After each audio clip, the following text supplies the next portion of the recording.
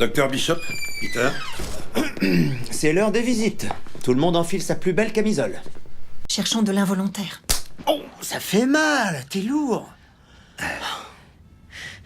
Une toute petite décharge, négligeable comparée au voltage qui a traversé cette cabine d'ascenseur. Je dis qu'on a intérêt à retrouver cet individu et vite avant qu'il ne découvre finalement de quoi il est capable. Chaussettes en laine. Bon alors, de quoi s'agit-il? Il s'agit du genre de boulot qui est fait pour moi. Vous espériez une réponse plus précise, peut-être? Il en faut combien? Oh, pas beaucoup, 2 douzaines. 2 douzaines. Génial. Rassurez-moi, vous n'allez pas accidentellement faire griller un de ces pigeons. La science est capable du pire. C'est sa devise. Et donc on les lâche après ça, et... ils... Vol jusqu'à mi-gare. Oui, moi aussi, j'attends de le voir pour le croire. Les puces GPS sont prêtes. Prête. Des puces GPS sur des pigeons voyageurs pour retrouver un homme qui sait contrôler l'électricité. Faudra que je pense à vous remercier. Ouais. Je suis comme ça. Je sais qu'on n'a pas eu le temps de partager beaucoup de choses, mais ils vont me manquer quand même. Ces créatures sont tellement majestueuses. Ce sont des rats avec une paire d'ailes. Vous vous en remettrez. Vous êtes sûr que ça va marcher? Bien sûr que non. Sérieusement, si ça marche... Vous commencerez à estimer votre père? Non.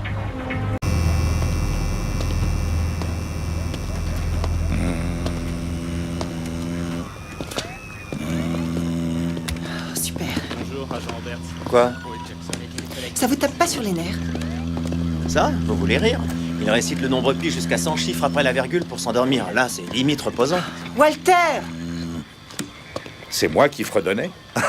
Je croyais que c'était dans ma tête. J'aurais préféré. Toutes mes excuses, Olivia. Le champ d'un kilovolt est irrésistible avec sa fréquence tellement unique. Rien dans la nature ne génère un tel son. Je vous crois sur parole. Qu'est-ce que vous avez aujourd'hui? Je me suis levé du pied gauche. Effectivement, la tension dans votre voix indique que vous êtes affligé d'un fardeau psychique, une torture d'ordre émotionnel. Walter, je crois qu'elle préférait encore ta petite chanson. Mais Walter, cette maladie, s'il n'existe pas de remède... C'est là la question.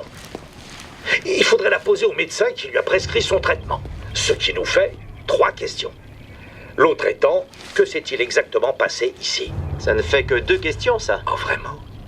Alors la 3e, je pourrais avoir un peu de cette soupe à l'oignon, ça a l'air succulent. Le cerveau du type a bouilli. Comme un homard dans sa carcasse. T'as vraiment besoin de moi? Tu peux pas juste te servir d'un clamp? Bien sûr que si. Mais j'aime que tu me tiennes compagnie. Ils ont été rares, nos moments à 2. Oui, et ça, c'est 1000 fois mieux que jouer au foot. Elle était retenue captive quelque part. Oui, ou elle était adepte des pratiques sadomaso, simple constat scientifique sans aucun jugement moral. Certains de mes meilleurs souvenirs... Non, Walter, arrête. Personne ici ne va entendre ça. Pour comprendre ce qui est arrivé au resto, utilisons Monsieur Papaye.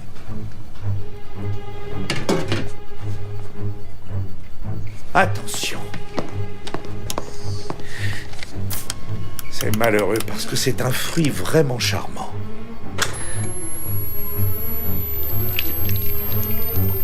Ça commence par la gluantification. C'est le nom scientifique? Attendez, le spectacle n'est pas encore fini. Vous croyez que c'est ce qui s'est passé avec les clients du restaurant?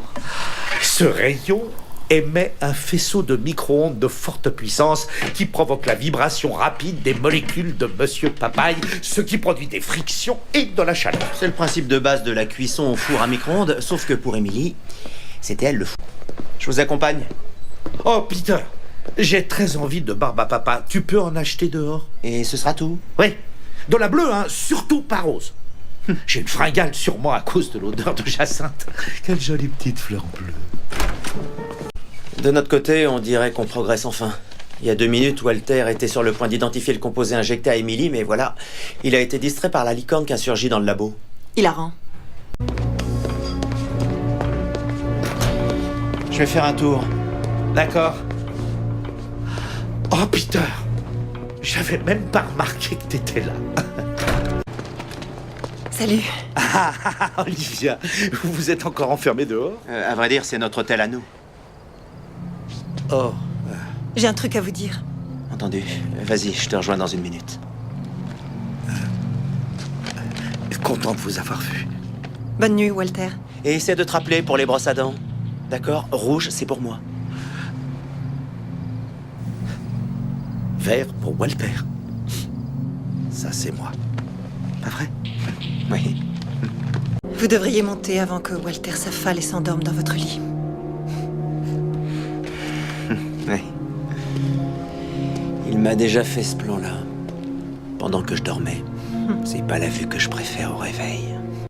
Il y a une symétrie de la masse centrale du corps, en supposant qu'il s'agisse bien d'un organisme vivant. Il semble conçu pour envelopper le cœur humain dans sa totalité. Regardez, regardez. Une série de vrilles, un système racinaire. Vous voyez? C'est une incroyable beauté. Moi je trouve pas, non? Bien. J'aimerais vraiment avoir un chewing-gum ou des pastilles à la menthe. Merci, Peter.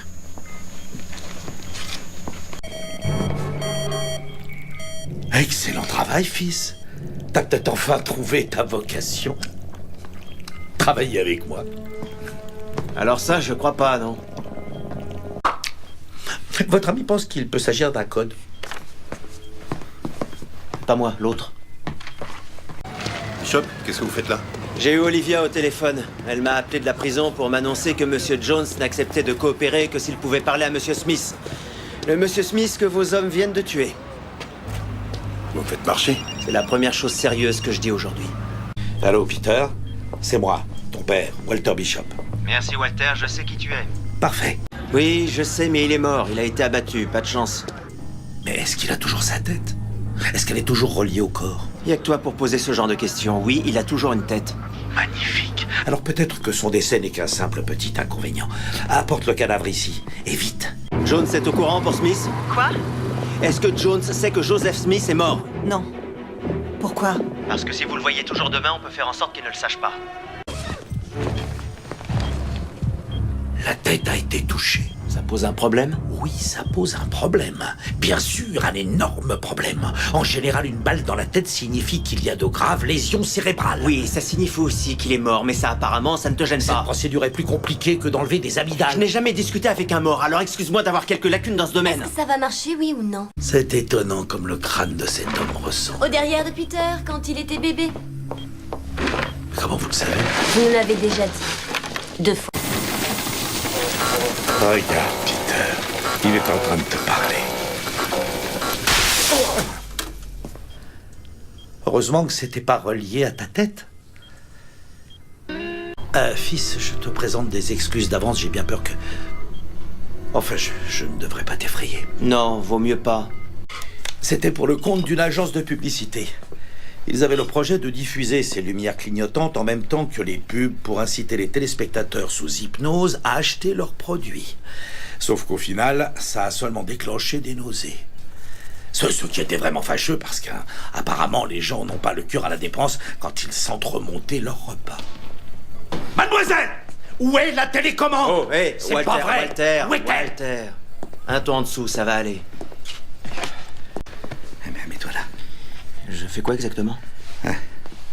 Tu fixes les diodes. T'es prêt?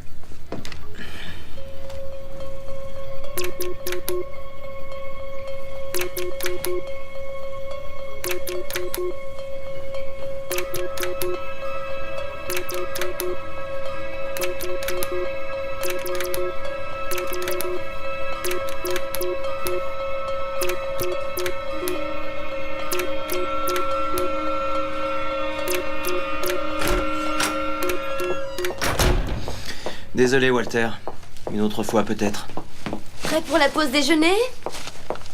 Fan des années 80? C'est toi qui m'as fait ça?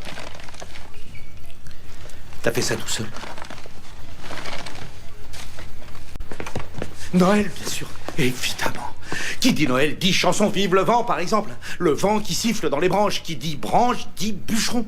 Et qui dit bûcheron dit hache. Et forcément, qui dit hache dit Dash. C'est quoi, Dash? Dash Elkim. L'homme qui m'a parlé de ces lumières, il n'y a plus de doute.